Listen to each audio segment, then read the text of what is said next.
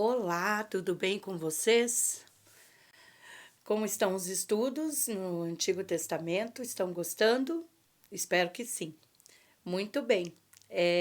Hoje nós vamos para o livro de Ezequiel, né? Um livro bem interessante, um livro profético, também é um dos profetas maiores.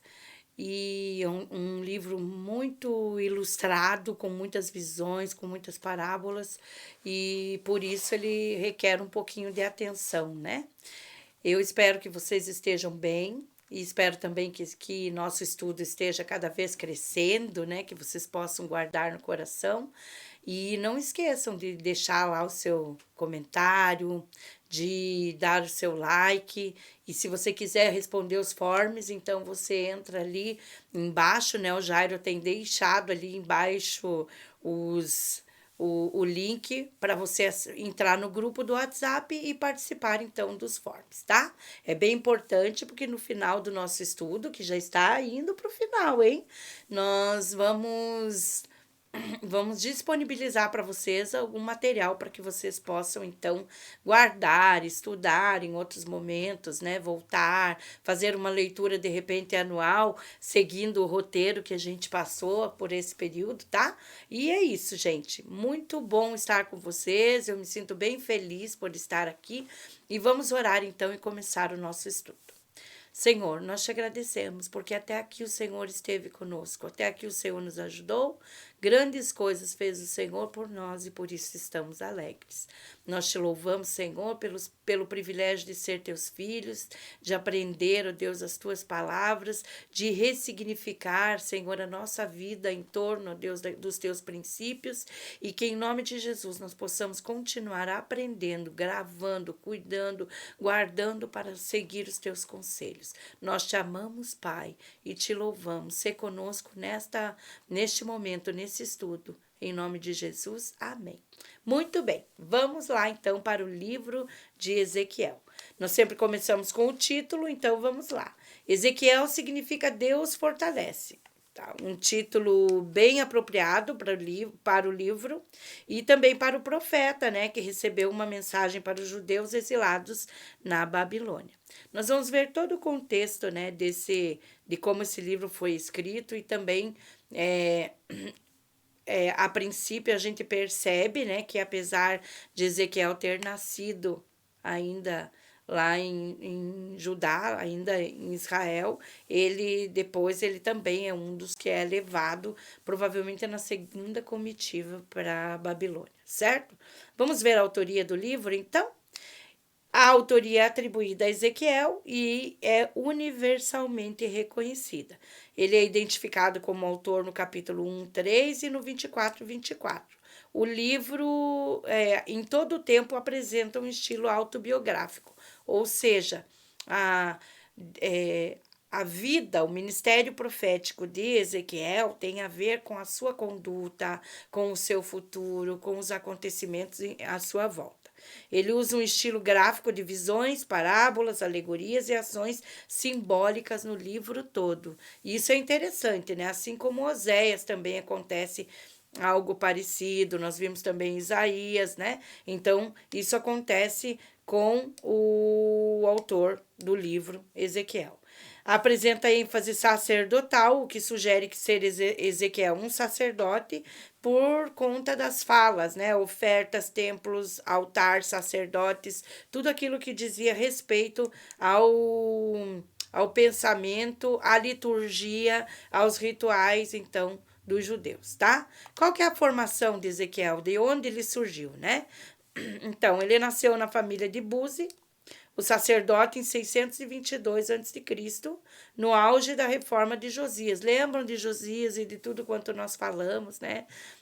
Da reforma de Josias. Então, Buzi era o sacerdote nesse tempo, certo?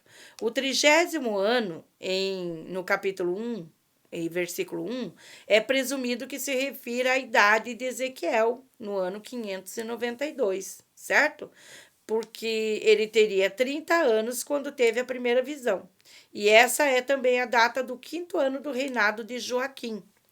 pois o ministério de um sacerdote iniciava aos 30 anos. Então, isto quer dizer, né, que ele estava fazendo 30 anos, começando a sua carreira ou seu ministério profético. Foi exilado com Joaquim em 597, quando Nabucodonosor levou para a Babilônia tudo o que havia de melhor na terra. Então, nesse episódio, né, foi quando os pratos, quando os tesouros, né, do templo foram todos levados para a Babilônia. Na Babilônia, ele viveu em sua própria casa, numa colônia judia chamada, sim, aqui nós vemos Tel Aviv, mas quando a gente pronuncia Tel Aviv, tá? Porque o Beit, ele tem um som Beit, tá? Tel Aviv, junto ao rio Quebar, que é um canal do Eufrates, e perto de Nippur, ali, capítulo 1, 3, 15, está fazendo menção desse lugar. Certo? Ele era casado, mas a sua esposa morreu em 588, o dia em que começou o cerco de Jerusalém. Isso ele já estava na Babilônia, certo? E o cerco de Jerusalém estava acontecendo lá, como nós falamos, né, nos livros anteriores, né? Jeremias relata muito sobre isso, que foram 2 anos e meio. Usando seu próprio lar como lugar de encontro, ele ministrou aos anciãos que estavam no exílio, né? Que se juntavam para receber o seu conselho. E aqui tem uma importante informação. Inaugurando o sistema de sinagoga. Talvez foi nesse momento que esse sistema foi instalado lá dentro da Babilônia, uma forma deles continuarem a movimentar, a estudar as escrituras e a movimentar a vida espiritual do povo, certo? Então, quando nós estudamos Ezequiel, nós vemos essa importante informação. A gente chega lá em Jesus e tem a sinagoga. De onde veio isso? Como aconteceu isso? É pós-exílio, ou seja, é dentro da Babilônia. Seu ministério continuou ainda por pelo menos 23 anos, até 570, então, que é a data de registro da última profecia de Ezequiel. Está lá no capítulo 29, certo? Vamos ver o cenário histórico? O livro foi escrito de 592 a 570, é o percurso, né? Vamos ver assim da vida, né, de Ezequiel. Começa a datá-las em 597 a.C., o ano do cativeiro do rei Joaquim. E eu fiz uma listagem das citações a respeito das profecias. Então, a seguir as datas das profecias de Ezequiel, seguindo a ordem bíblica, tá? No capítulo 1, versículo 1, a data é 5 de julho de 592, é o quinto ano, tá? Ezequiel e a primeira visão da glória de Deus. Aí ele vai ver os 4 animais, os 4 seres, né? Vai descrever ali a glória de Deus, certo? No capítulo 8:1, em 5 de setembro de 591, no 6º ano, seu transporte para Jerusalém em visão. Esse é aquele momento, né, que ele é levado até Jerusalém em visão e ele descreve ali os espaços do templo, aquilo que estava acontecendo. No capítulo 20, do 1 ao 10, do versículo 1, 10 de agosto de 590, é o 7º ano, e ele dá, então, ele reúne na sua casa em Nippur, em Tel Aviv, né? Ele dá instruções aos anciãos. O que acontece ali? Chama eles para uma reunião e começa a orientá-los para dar continuidade ao sistema de culto, a vida religiosa daquele povo que está no exílio, no meio, como a gente já estudou, a Babilônia, um país de idolatria, de vários deuses, né? E ali, então, Ezequiel, ele chama esses homens e ele começa a orientá-los a respeito do culto, a respeito dos ensinos da palavra de Deus, né? E, então, eles se tornam essas pessoas que vão aprender ou rever, né? Porque são anciãos, são mais velhos do que o próprio Ezequiel, e ali então ele começa a formar uma restauração, uma maneira de trazer de volta as relações entre o povo e o seu Deus e a sua cultura religiosa. Em 24:1, 10 de janeiro de 588 é o 9º ano, o dia do princípio do ano do cerco de Jerusalém, tá? Isso é bem... Lembra que nós comentamos em Jerusalém, o cerco aonde as pessoas vendiam, né? Vendiam cocô de pombo para se alimentar. Lembram dessa história? Então, 26/1, dia 1º de abril de 586, nós já estudamos, então faziam 11 anos dessa carreira, né, em que ele estava lá profetizando, e nós vemos ali a profecia da devastação de Tiro. Quando nós olhamos esta profecia, vocês vão lembrar que nós fazemos menção aqui a uma parábola, uma alegoria que remete a Satanás, tá? Então, ali o rei de Tiro, seu orgulho, sua tragédia, sua derrota, tudo tem a ver, então, com uma descrição alegórica ou uma visão espiritual a respeito, então, de quem era Satanás e o que aconteceu com ele. 29, versículo 1, no dia 12 de janeiro de 587, no 12º ano, a primeira profecia contra Faraó.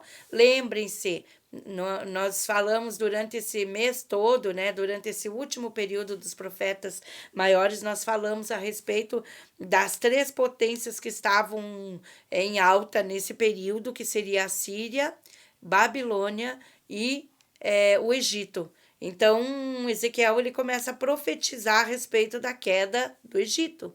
E nós vimos, então, lá em Jeremias, nós podemos ver que no final ali, quando as equipes, né, quando os grupos são levados para a Babilônia, que Jeremias é levado junto com os rebeldes para o Egito, contra sua vontade, inclusive, né? E ali a gente viu, então, que o Egito, em seguida, ele é vencido pela... A Babilônia vence o Egito e também invade ali, acontece aquela derrota em Carquemes, né? E aí, então, a gente vê que as profecias de Ezequiel, elas foram muito... para aquele tempo mesmo, né? Ele estava profetizando e os eventos acontecendo, certo?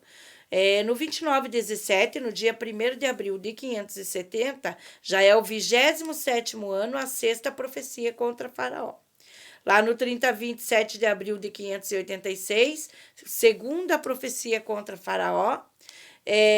31, dia 1º de junho de 586, a 3ª profecia contra Faraó. Então, vejam, ele estava avisando, né? Gente, o Egito vai cair também, não é apenas Jerusalém, certo?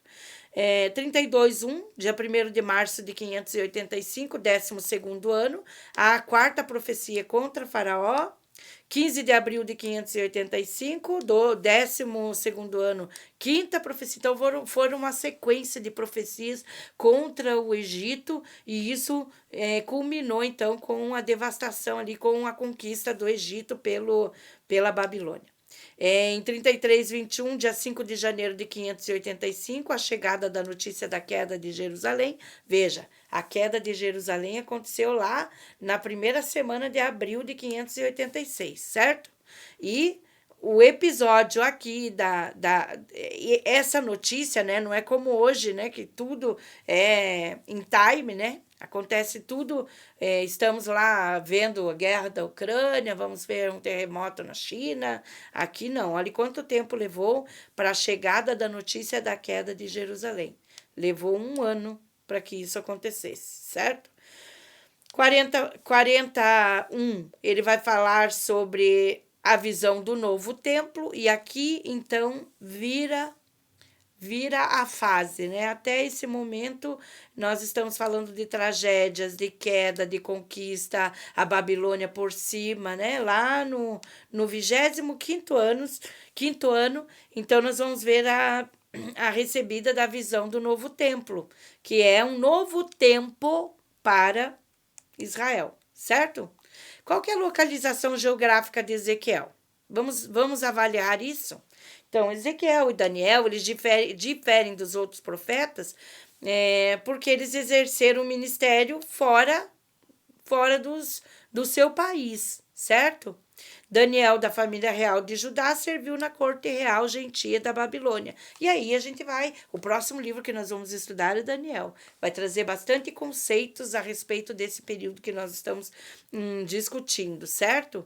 Então, Daniel, ele foi na primeira leva, aquela primeira comitiva em que os babilônios estiveram em Jerusalém, né? Fizeram a conquista, então eles levam essa primeira comitiva. Um tempo depois é levada a segunda comitiva. Então, vamos ver. Daniel vai na primeira, na segunda vai Ezequiel. Ele é um sacerdote e foi conselheiro dos judeus.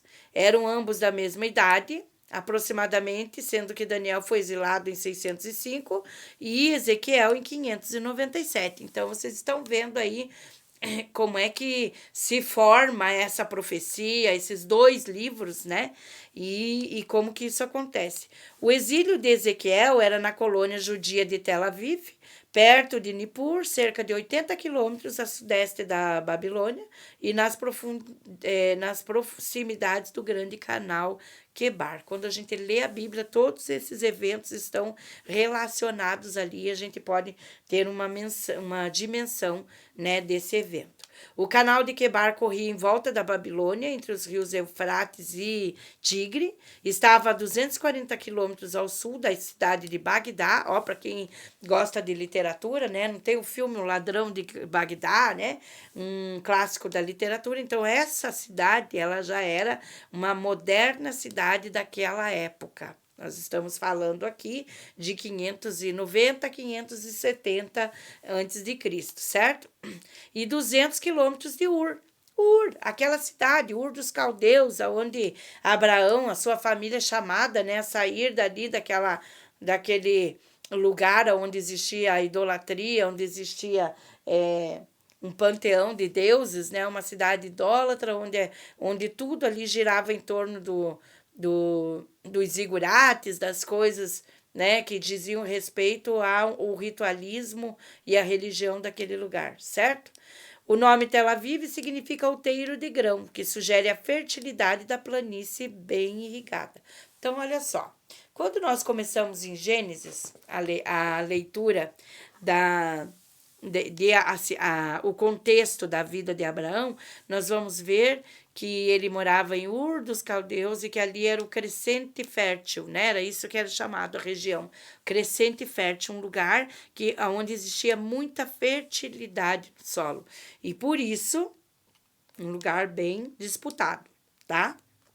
Então, agora, repararam, nós começamos lá em Gênesis com Abraão saindo desse lugar e nós estamos voltando a esse lugar. Vocês repararam? Interessante, não é? Então, o próprio Ezequiel, ele está sendo levado a um lugar onde ali começou a promessa e o relacionamento entre Deus e Abraão. A instalação da colônia naquele lugar pode ter sido arranjada por Daniel. Isso é um pressuposto, considerando que Daniel governava, né? Ele era abaixo de Nabucodonosor e governava a província da Babilônia desde 605 a.C. Então, lá em Daniel 48, 2:48, nós vemos isso, certo? Então, assim, Deus, ele leva o povo para a Babilônia, sim, porque nós vamos... mas foram os babilônios, mas foram os assírios que vieram e tal. Mas tudo isso aconteceu por conta da relação de Jerusalém ter caído, né? O relacionamento com Deus ter entrado em defasagem, entrado em queda. Eles se esqueceram de Deus, se misturavam com os povos, se misturavam com a idolatria. E por isso, né, nós vemos aonde chegou. E aí a gente vê o cuidado de Deus, né? Enviando Daniel primeiro. Daniel ter sido colocado num cargo importante como governador. E aí a gente vê ali ele preparando esse espaço para a colônia judia naquela região. E um lugar, veja, que nós não nos cansamos de dizer, né? O tipo de exílio que a Babilônia fez com Jerusalém ficou diferente do tipo de exílio que houve com a Síria, lá para Israel, para as 10 tribos, aonde eles miscigenaram, né? E o judeu não, o judeu continua ali isolado naquela colônia, ali guardado dentro da Babilônia, guardado por Deus, certo? Vamos ver mais um pouquinho sobre sobre esse cenário todo, né? Vamos ver então como é que estava a política nesse período, tá? Então o livro vai desde a época de Judá, da sujeição de Judá à Babilônia, que nós temos falado meio sequência, né, gente? Falando de Isaías, falando de Jeremias, agora falando de Ezequiel, até a época do cativeiro na Babilônia, cobrindo todo esse tempo, certo? Como já foi observado, tinha Daniel sido elevado a governador de toda a província da Babilônia, nós acabamos de mencionar, e ele era chefe dos sábios e conselheiros de Nabucodonosor. Então, quando nós chegarmos no próximo livro, que é o livro de Daniel, nós vamos visualizar todo esse contexto que nós estamos falando agora. E faz sentido, né? Porque quando nós lemos separados os livros, nós ficamos pensando que época era essa, a que se referia, por que isso, por que aquilo. Agora, então, nós conseguimos, como diz aquele livro, juntando o quebra-cabeça do Antigo Testamento, né? É isso que está acontecendo, nós estamos encaixando as peças, certo?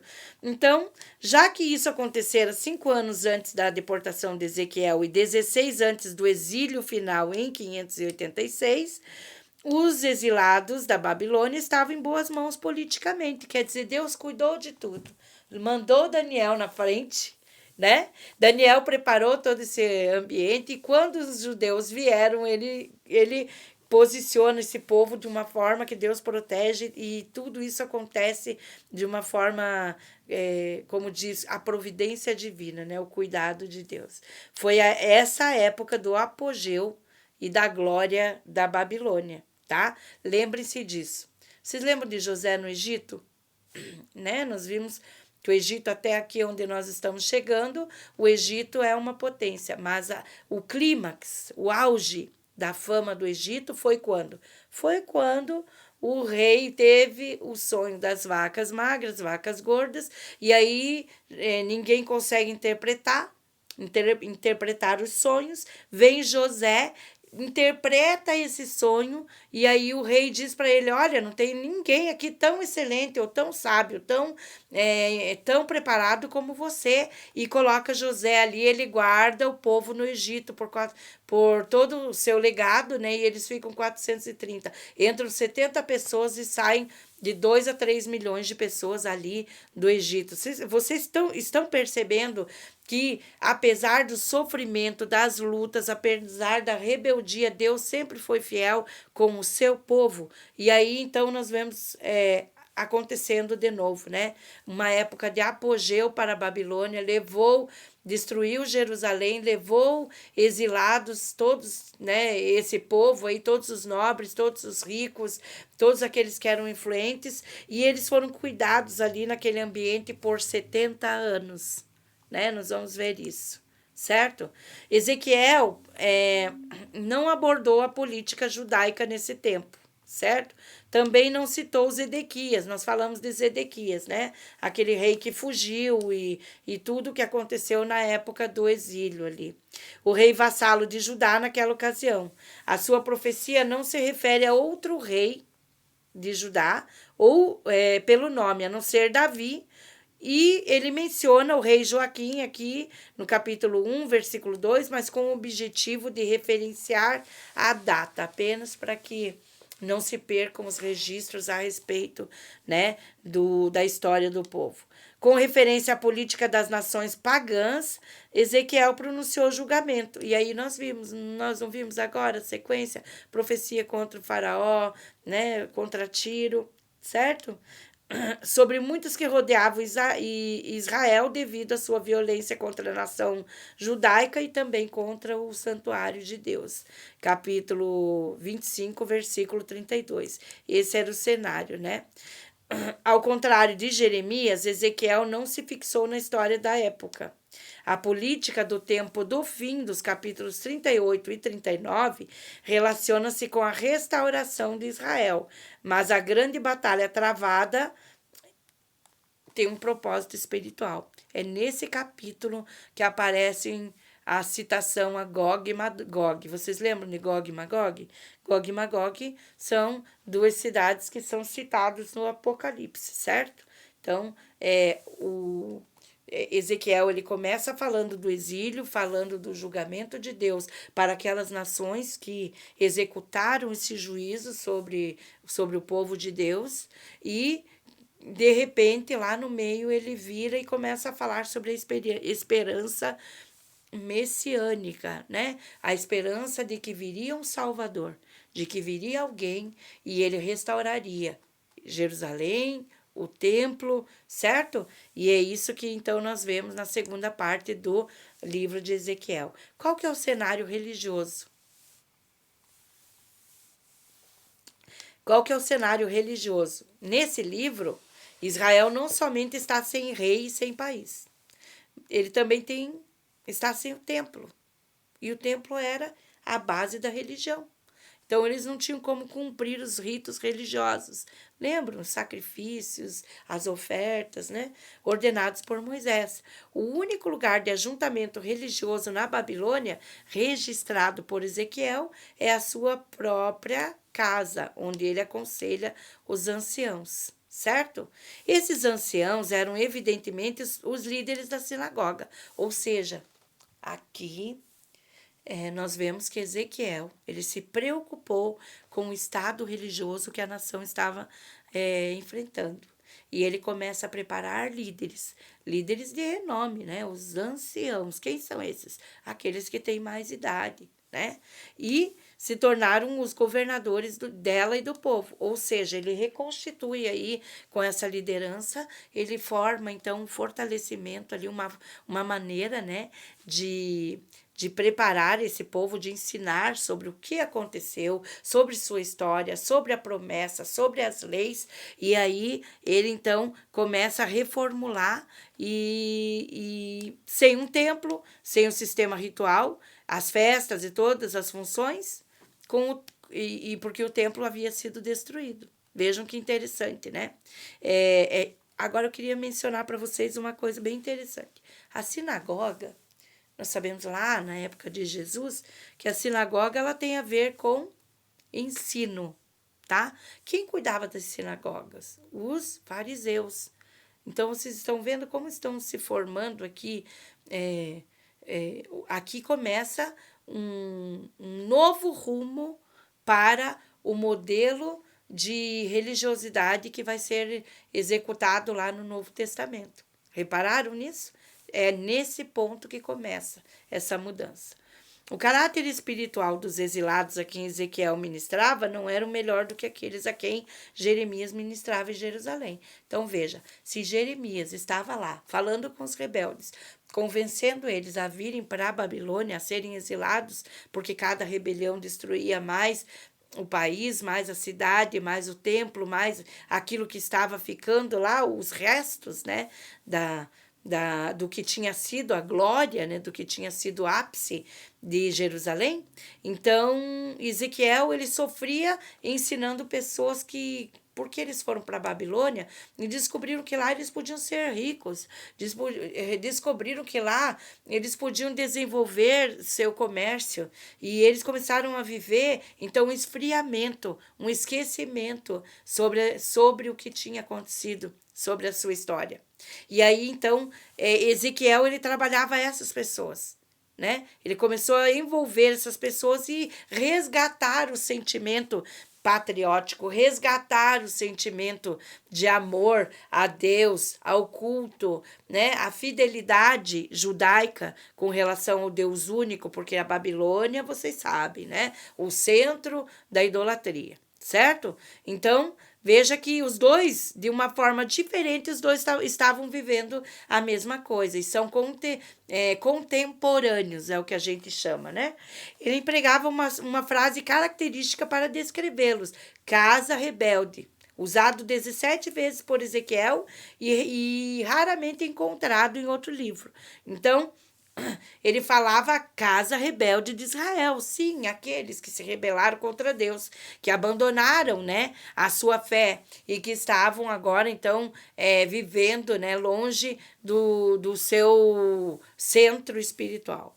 A mudança de local não mudou os seus corações e o propósito para com o Senhor até aquela data. Ou seja, tinham abandonado a Deus lá em Jerusalém e estavam nesse mesmo patamar agora quando ele começa esse trabalho com eles, certo?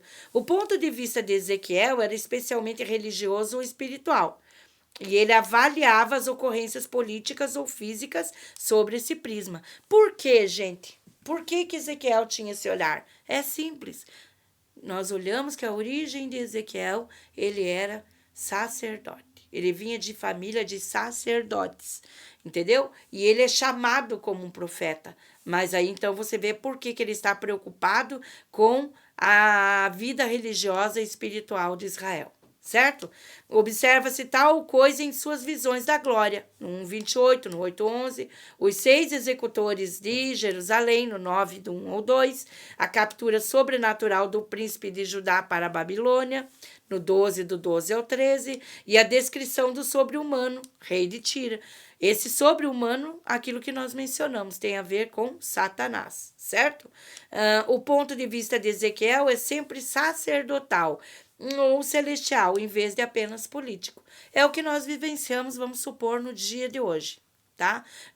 Quando nós olhamos para o dia de hoje, nós vemos o seguinte: eu sou brasileiro e a minha nação está vivendo um declínio religioso.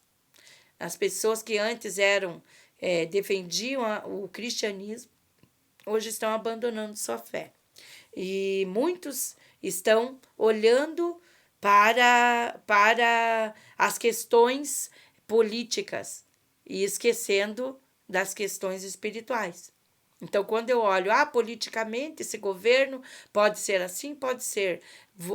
Eu ou aquele que está centrado no que está acontecendo espiritualmente, está vendo o declínio moral do Brasil. Declínio moral, declínio nas leis. Então, o que era certo agora é errado. E é isso que nós estamos vivenciando hoje. E nós olhando para esse cenário religioso, era isso que ele estava vivendo. Qual que é o objetivo do livro? O objetivo é duplo, tá? E nós vamos ver nas duas divisões principais do livro. Então, promover arrependimento e fé, com aviso de julgamento iminente sobre Jerusalém e as nações. Então, ele começa dizendo, né, nós vimos ali, e depois a esperança, estimular, depois que veio, né, a queda, que Jerusalém já estava exilada, destruída, que tudo virou, né, um caos. Então, Ezequiel passa a profetizar sobre esperança e confiança, e reafirmando que haveria uma restauração à cidade e ao templo, certo? A primeira mensagem foi enfatizada durante os 6 primeiros anos do ministério, de 592 a 586, e nós vimos que 586 é o ano da queda de Jerusalém. Ele afirmou que Jerusalém e o templo seriam destruídas, Babilônia não cairia tão rapidamente quanto o povo pensava e como os falsos profetas haviam proclamado, certo? E o Egito seria uma falsa esperança de auxílio. Viram que Jeremias também falava isso mesmo. E Ezequiel está corroborando aquilo que ele estava dizendo, né? Pois também seria conquistado pela Babilônia, ou seja, em pouco tempo o Egito também seria exilado. Depois da queda de Jerusalém, Ezequiel tornou-se o profeta da esperança e do otimismo. Quando profetizou a restauração final de Israel, ele deu descrições detalhadas da futura glória e a santidade da nação, e evitando assim que eles se estabelecessem nas atividades prósperas da Babilônia e se esquecessem de Jerusalém. Então, nós vamos ficando por aqui, certo? E vamos dar continuidade no livro de Ezequiel no nosso próximo encontro, e com as contribuições, com o esboço do livro e a sua cristologia, certo? Gostaram? Então dá um like aí, comenta com os teus colegas. Nós temos que disseminar a palavra de Deus. Vocês viram como a Bíblia, como disse, Agora eu não sei quem foi o autor desta frase, que eu sempre me confundo, né? Mas alguém disse: a Bíblia não é antiga, a Bíblia não é moderna, a Bíblia é eterna. Se nós olharmos para esse livro, nós estamos trazendo a derrocada espiritual da humanidade nos dias de hoje. E Ezequiel já estava falando sobre isso, certo? Então, até a próxima. Um beijo para vocês. Deus abençoe.